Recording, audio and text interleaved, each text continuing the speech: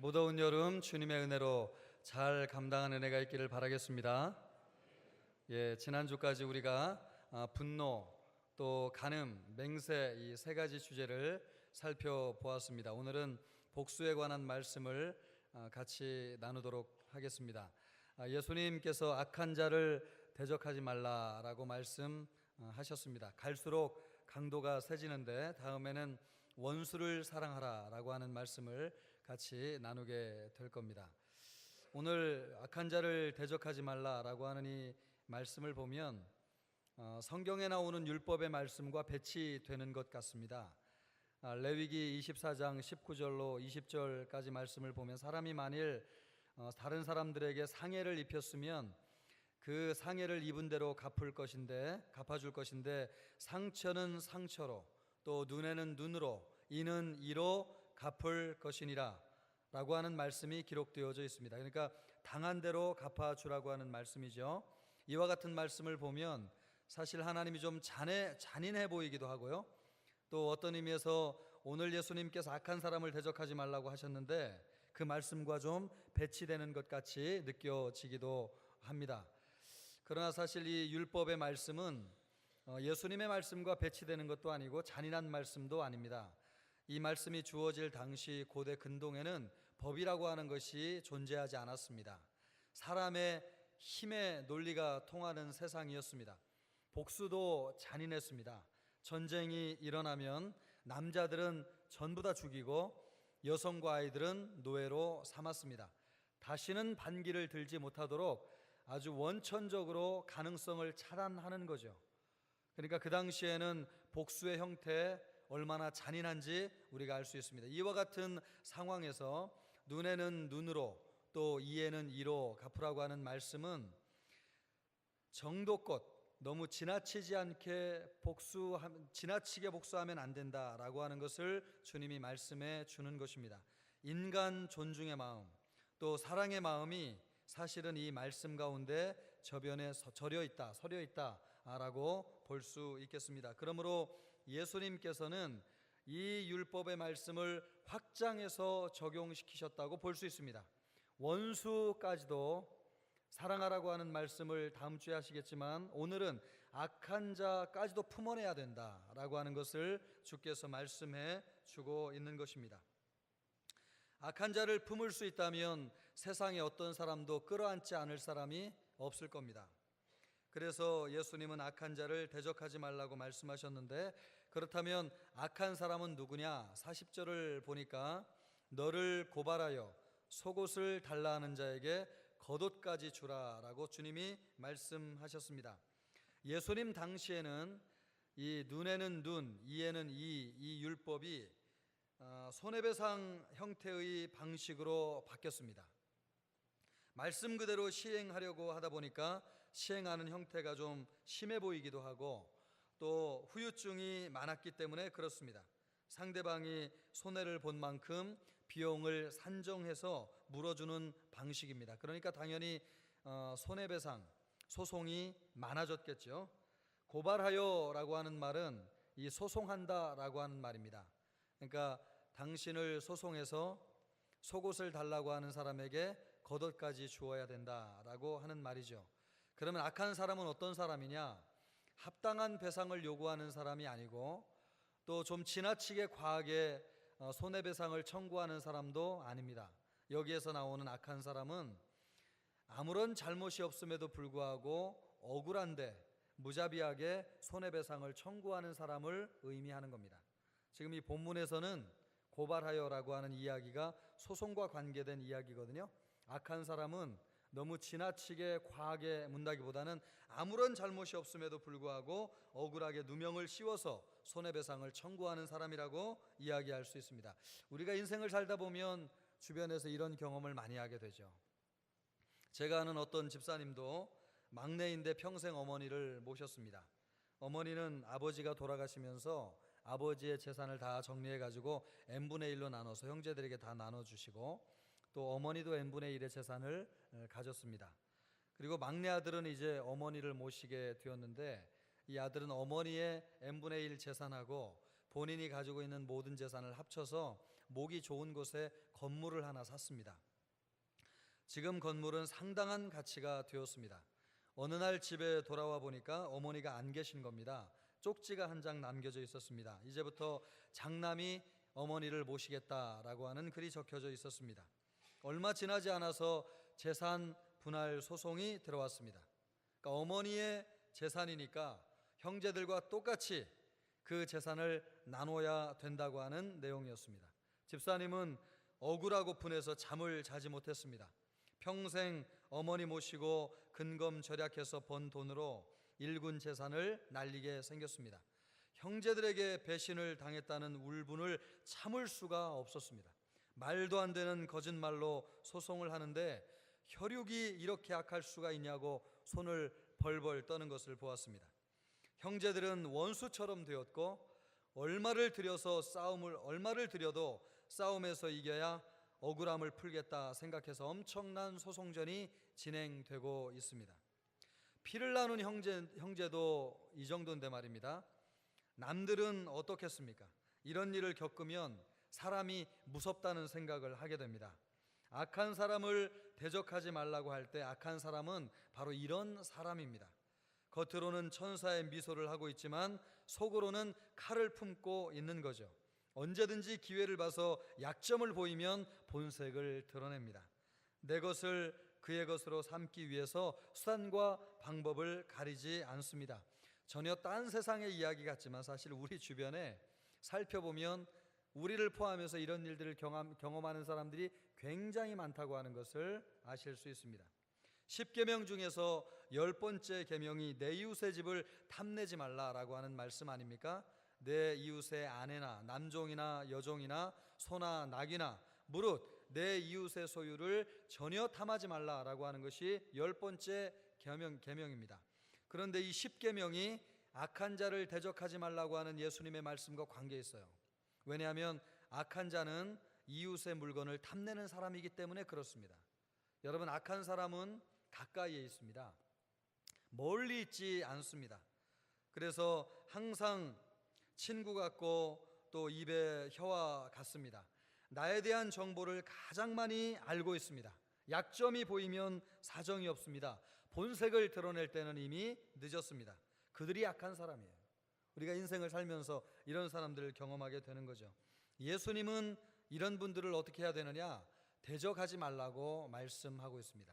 대적하지 말라, 싸우지 말라는 말씀이죠. 소극적으로 대응하라는 말씀입니다. 여러분, 이 말씀을 잘 이해하셔야 됩니다. 그들을 사랑하라는 말씀이 아닙니다. 그들을 용서하라고 주님이 말씀하신 것도 아니에요. 단지 그들 때문에 에너지를 낭비하지 말라고 하시는 것입니다. 온통 배신감과 억울함을 주야로 묵상하느라고 마음이 그들에게 사로잡혀 있지 말라는 말씀입니다. 악한 자들 때문에 마음이 상하면 더 큰 손해를 보고 잃어버리는 것이 훨씬 더 많다고 하는 사실이에요. 건강 잃어버리는 것입니다. 재산을 날리게 되죠. 또 소중한 시간과 인생을 허비하게 됩니다. 엄청난 손해를 보게 되는 거죠. 차라리 속옷을 달라고 하면 겉옷을 주고 마는 것이 차라리 낫다는 것입니다. 억울하지만 작은 것 안 주려고 하다가 더 큰 것을 잃어버릴 수 있습니다. 악한 사람을 대적하려고 하면 하루 종일 그 사람이 내 마음속에 들어와서 주인 노릇을 합니다. 감정을 자극하고요. 또 행동과 판단을 결정하고 원치 않는 방향으로 행동하게 만들어요. 우리 마음의 주인은 누구십니까? 예수님이시잖아요. 예수님이 우리의 생각과 감정과 판단을 주관하셔야 되는데 악한 사람을 대적하려고 하면 어느 사이 악한 사람이 내 마음속에 들어와서 그가 내 마음의 주인 노릇을 하는 겁니다. 그가 여러분 우리 마음의 주인으로 들어와서 역사해도 괜찮겠습니까? 그런데 악한 사람을 대적하면 하려고 할수록 그 악한 사람이 내 마음에 들어와서 주인 노릇을 한다고 하는 거예요. 손해를 본 것도 너무나 아까운데 우리 마음까지도 그에게 빼앗기는 일들이 벌어지게 되는 겁니다. 그래서 더 많은 것을 잃어버리게 되고 더 큰 손해를 보게 되는 겁니다. 이런 함정에 빠지면 미로에 갇히는 것과 같아서 탈출하기가 어렵습니다. 악한 사람을 넘어서라고 주님이 말씀하고 있습니다. 그 넘어서는 비결은 무엇입니까? 그를 대적하지 않는 것입니다. 소극적으로 대응하라는 거죠. 내 마음의 에너지를 빼앗기지 말라는 것입니다. 악한 사람을 넘어서기 시작하면 우리에게 그것이 축복으로 작용합니다. 마음 그릇이 넓어지고 용량이 자라게 됩니다. 더 많은 사람을 품을 수 있습니다. 악한 사람도 품었는데 어떤 사람인들 품지 못하겠습니까? 똑같은 사람을 만나도 다시는 동일한 어려움을 겪지 않게 되는 것입니다. 한 번 넘고 나면 그런 사람들을 대하기가 수월해집니다. 그런 관점에서요, 악한 사람은 우리 마음의 용량을 넓혀주는 사람이고 우리 마음 그릇을 키워주는 하나님이 우리에게 보내주신 좋은 도구라고 이야기할 수 있습니다. 예수님께서는요, 그래서 뭐라고 말씀하셨냐면 사람이 천하보다 귀하다, 이런 말씀하셨습니다. 천하보다 귀한 것이 사람이라는 것이죠. 우리가 천하를 얻기를 원하면 누구를 얻어야 된다는 거예요? 사람을 얻어야 된다는 것입니다. 사람. 그런데 이 사람을 누가 얻습니까? 악한 사람을 품어내는 사람은 세상 천하의 어떤 사람도 얻을 수 있다는 거예요.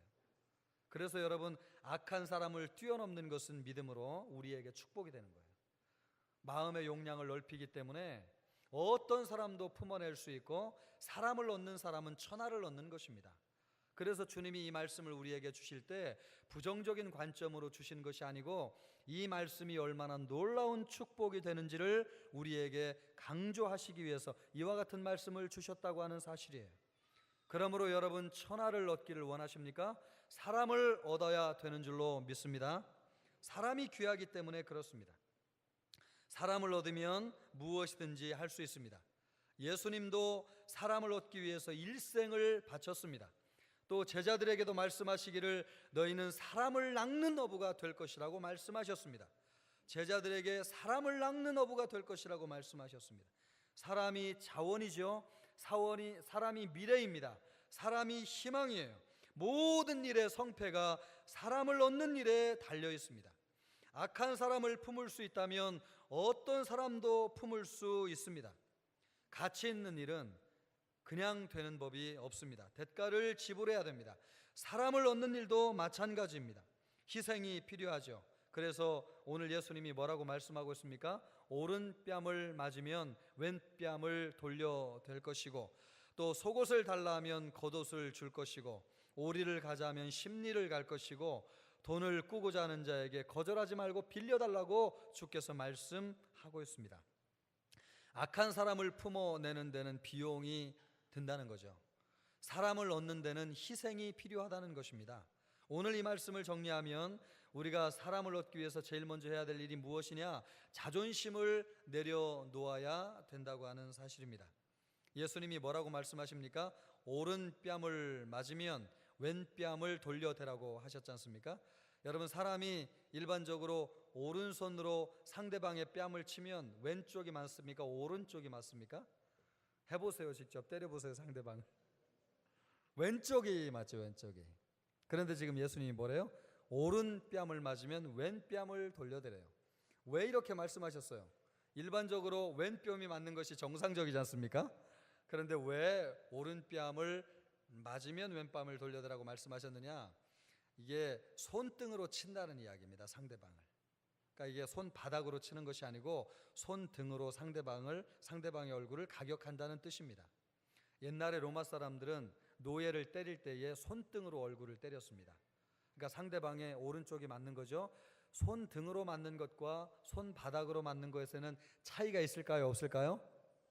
예, 맞아보셨군요. 있습니다, 여러분. 손바닥으로 맞는 것보다 등으로 맞으면 훨씬 더 모멸감을 많이 느껴요. 수치심을 자극하는 거죠. 상대방을 사람 취급하지 않을 때 손등으로 사람을 때립니다.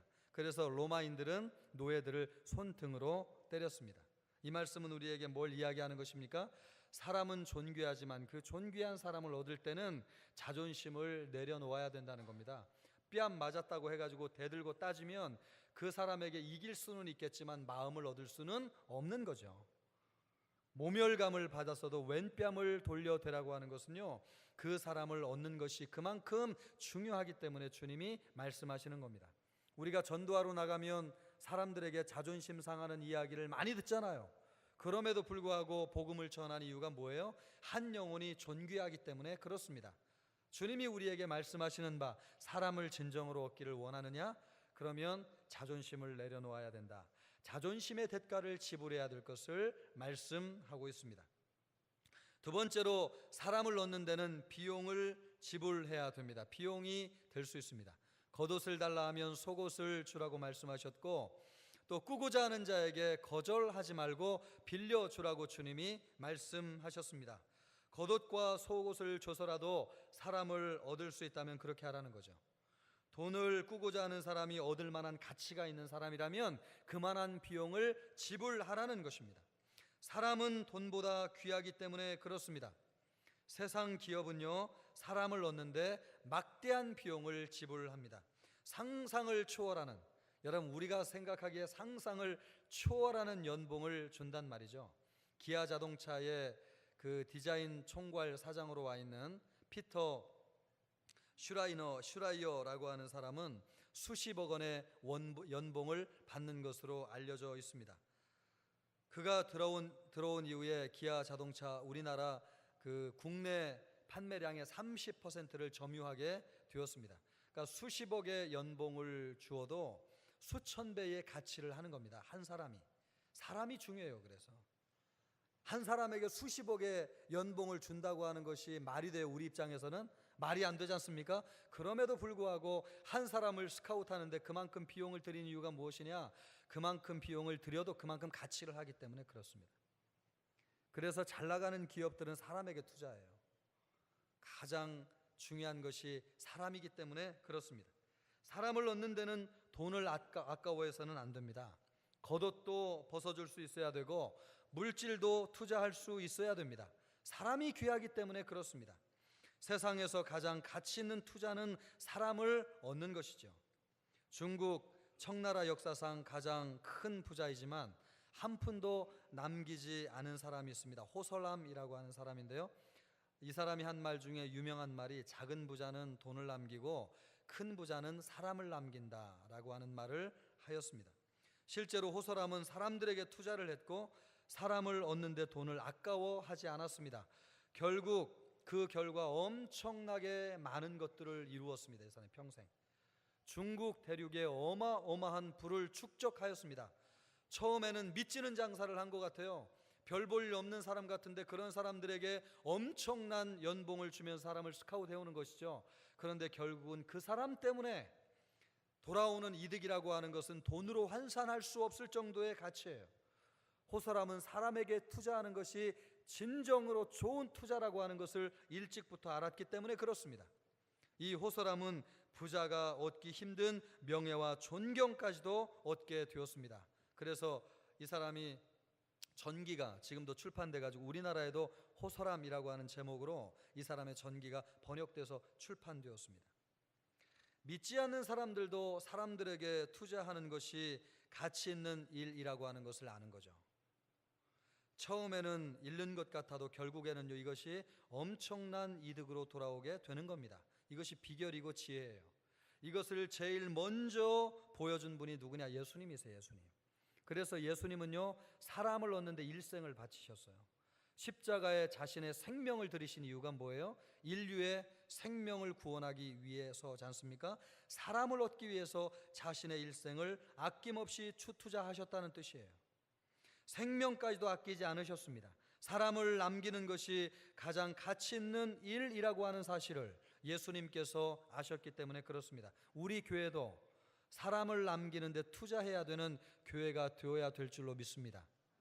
사람을 남기는 것이 진짜 이득을 보는, 세상 말로 이야기하면 장사예요. 여러분. 아무리 많은 것을 가져도 사람을 남기지 않으면 허공에 뜬 거품과 같습니다. 시간이 지나면 다 사라질 거예요.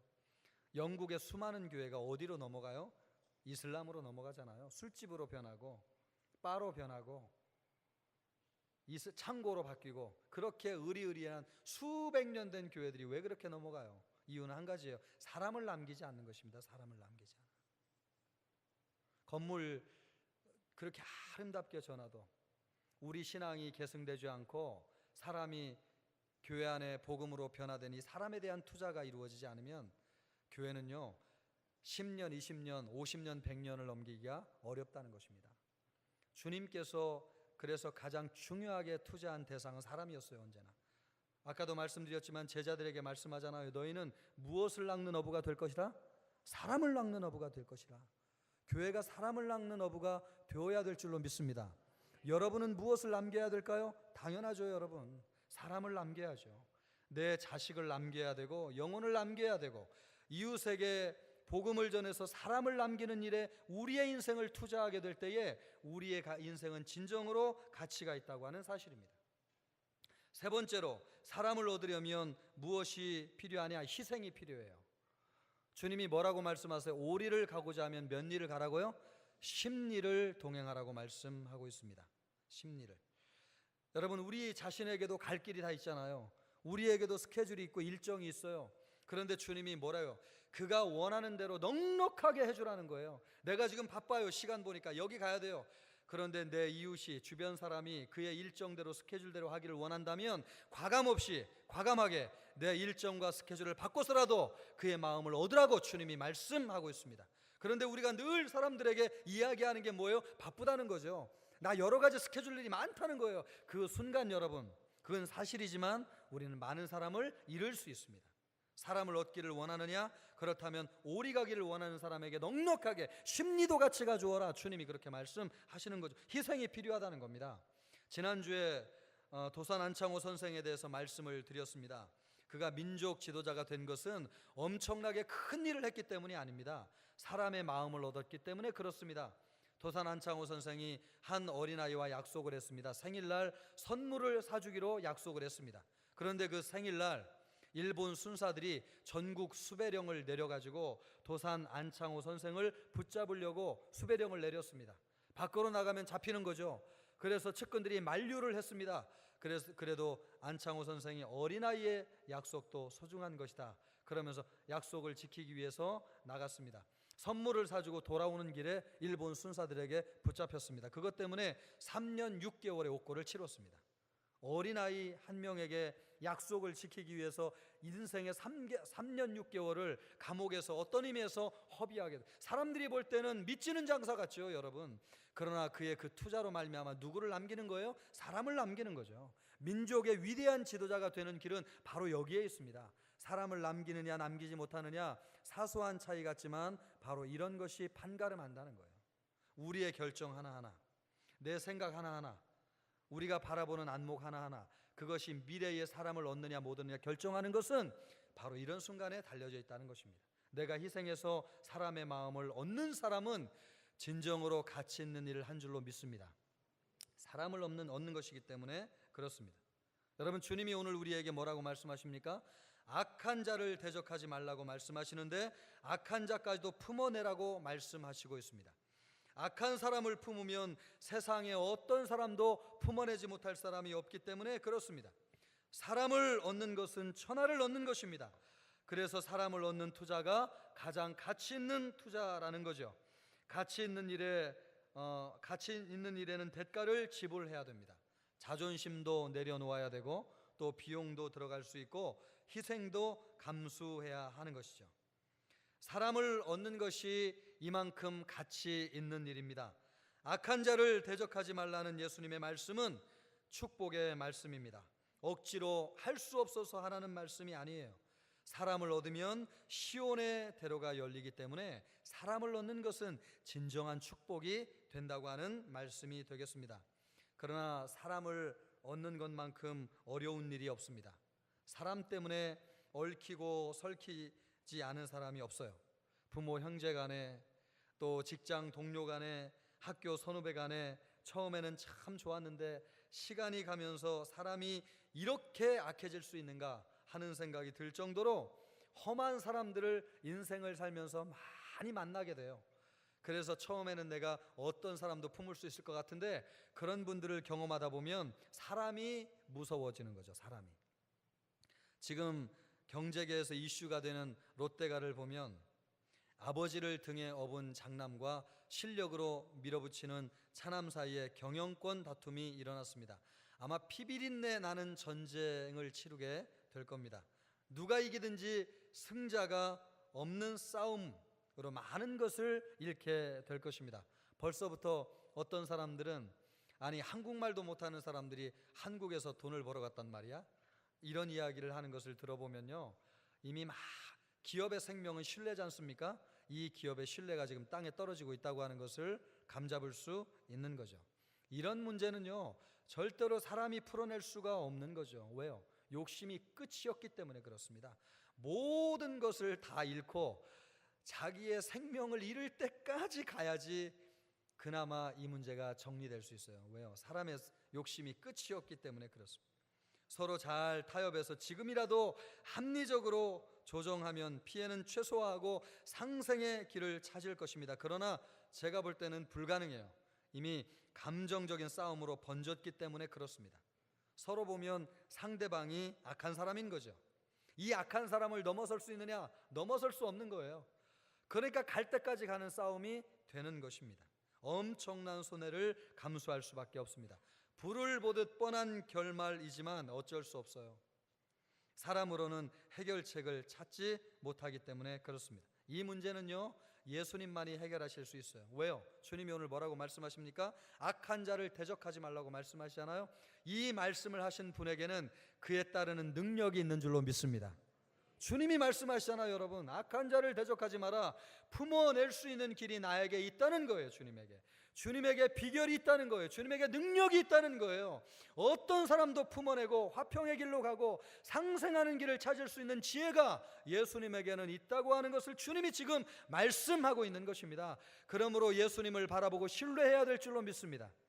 내가 지금 풀 수 없는 인생의 복잡한 문제를 가지고 있어도 예수님을 바라보고 신뢰하게 될 때에 주님이 우리 안에 주인으로 역사하심으로 이 문제를 해결하는 역사가 반드시 있게 되는 줄로 믿습니다. 여러분, 주님을 신뢰하십시오. 내 힘과 능력으로 이 문제를 해결하려고 하지 마세요. 법적인 문제로 간다고 해서 여러분 해결되는 것이 아닙니다. 변호사들이 이 시대에 제일 많은 득을 보는 사람들 중에 하나예요. 사회가 복잡해질수록 법적 논쟁으로 풀잖아요. 그러나 결국 변호사 비용 지불하고 내 것도 다 날리고 그제서야 이 싸움을 멈추게 되는 겁니다. 그 전에 여러분 주님을 바라보십시오. 주님이 뭐라고 말씀해요? 내게 길이 있다. 악한 사람을 대적하지 않고도 서로 상생의 길을 찾아서 사는 길이 내게 있다. 나를 믿고 신뢰하라. 그러면 이 문제가 반드시 해결될 것이다. 아멘입니까? 그런 능력이 우리 예수님에게 있다고 하는 사실입니다. 여러분, 제가 언제 수요 예배 때 한번 말씀드린 이야기인데요, 제가 전에 섬겼던 성도 가운데 교구 성도 한 분에 관한 이야기입니다. 교회 나온 지 얼마 되지 않는 초신자였습니다. 강남에 이름만 대면 알만한 그런 아파트에 사는 분이셨습니다. 시아버님이 사업을 해서 크게 돈을 벌었습니다. 수백억 원의 재산을 가지고 있었습니다. 그 집에는 아들이 셋이 있었는데 이분이 초신자 이 자매님이 그 집의 첫 번째 며느리였습니다. 같은 아파트에 사는 성도님을 통해서 전도되어서 교회를 나온 거죠. 1년 정도 신앙생활을 잘 하다가 갑작스러운 일을 당했습니다. 시아버님이 유언도 못하고 심장마비로 돌아가신 것입니다.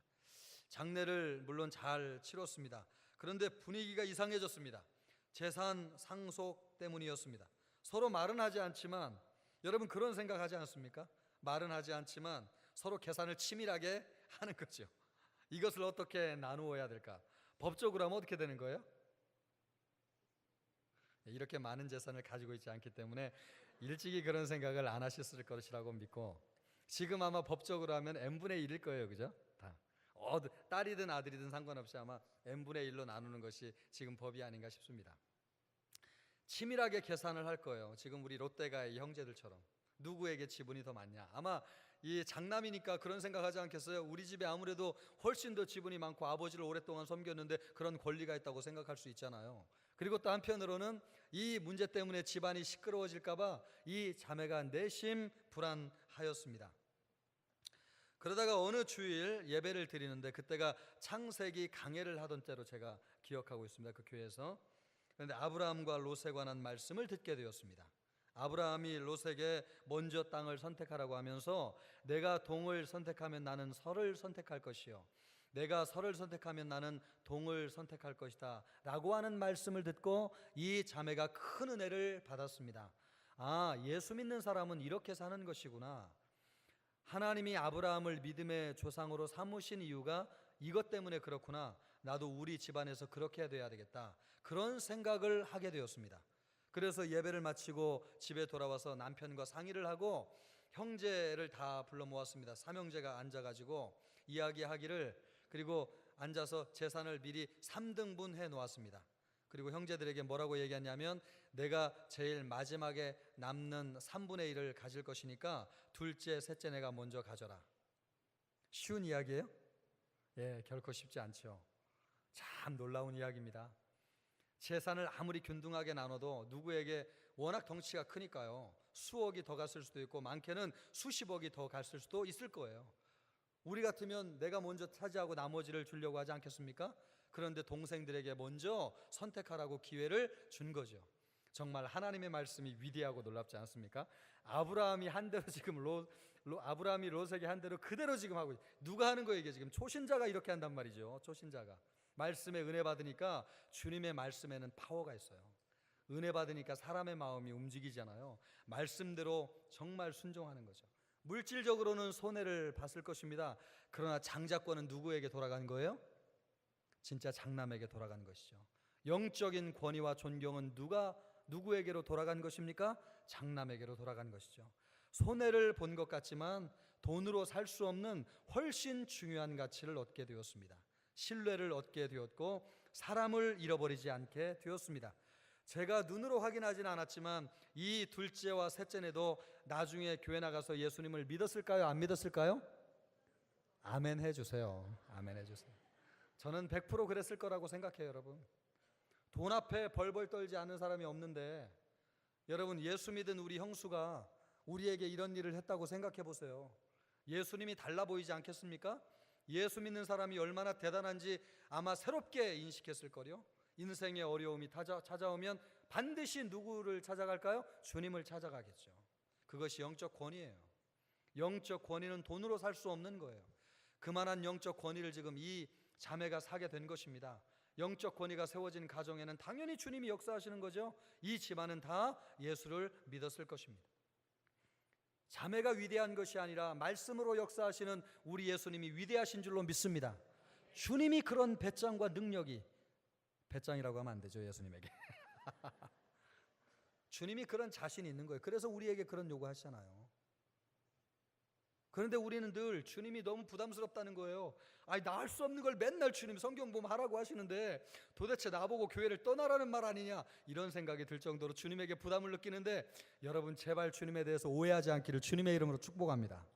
주님이 자신 있다는 거예요. 너 그렇게 해라. 내가 뒷감당을 할 것이다. 너 염려하지 않아도 돼. 돈으로 살 수 없는 영적 권위를 내가 너에게 줄 것이다. 여러분,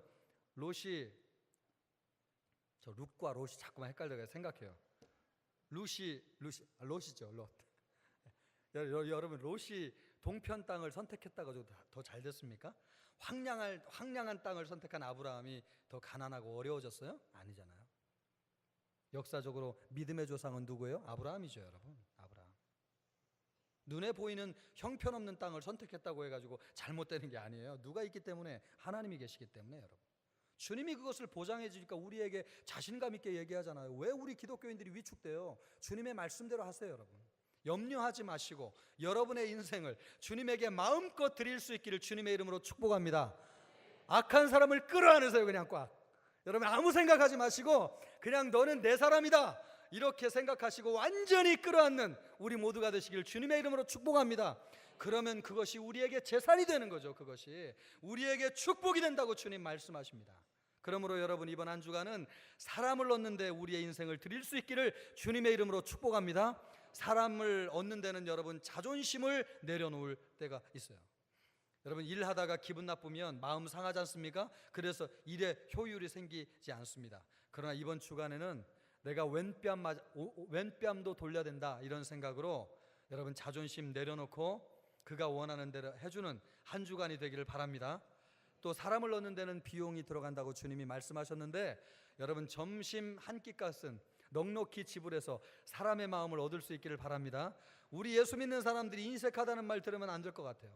제가 아는 어떤 분은요, 항상 지갑을 가지고 다니는 것을 본 적이 없어요. 점심 먹으러 가자고는 제일 먼저 얘기해요. 그리고 무슨 메뉴를 먹자고 제일 먼저 얘기해요. 그리고 밥 먹고 나면 돈을 지불할 것처럼 제일 먼저 신발을 신고 계산 앞에 달려가요. 주머니를 뒤들이면서 내가 지갑을 안 가져왔네? 늘 그렇게 이야기해요. 여러분, 그것도 한두 번이지 말입니다. 계속하면 인격이 되는 거지, 인격이. 우리 예수 믿는 사람들은 그러지 않기를 바랍니다. 여러분, 얼마 되지 않는 돈으로 사람의 마음을 사세요. 주님은 자신의 일생을 들여서도 사람의 영혼을 샀는데 우리 예수 믿는 사람들이 그거 못하겠습니까? 이번 한 주간 사람을 사는 여러분이 되기를 바랍니다. 그리고 여러분이 희생도 하세요. 희생도. 내 스케줄과 계획이 있지만 그가 원하면, 우리 가족들이 원하고 또 우리 아이 친구들 엄마가 원하고 직장에서 동료들이 원하면 그의 스케줄대로 한 번쯤은 따라가 주세요. 그리고 그의 말대로 하세요. 왜 이렇게 하는 거야? 라고 물으면 교회에서 목사가 과제를 내줬는데 안 할 수가 없어서 내가 어쩔 수 없다고 얘기를 하시면서 말씀을 나누세요. 그리고 그에게 선심을 쓰세요. 그의 마음을 사십시오. 주님께서 반드시 그 안에 역사하실 줄로 믿습니다. 그런 은혜가 있기를 주님의 이름으로 축복합니다. 기도하겠습니다.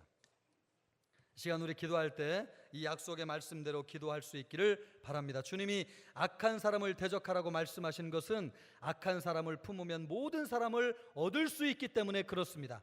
사람을 얻는 자는 천하를 얻는 축복을 누리게 되는 줄로 믿습니다. 사람을 얻기 위해서는 비용과 대가를 지불해야 됩니다. 주님, 그것을 지불하서라도 사람을 낚는 어부가 되게 하여 주시옵소서. 이런 기도 제목으로 주님 앞에 기도하겠습니다. 기도합니다. 하나님 아버지, 이 시간 우리 주님 앞에 나아가기를 원합니다. 아버지 하나님이 우리를 축복해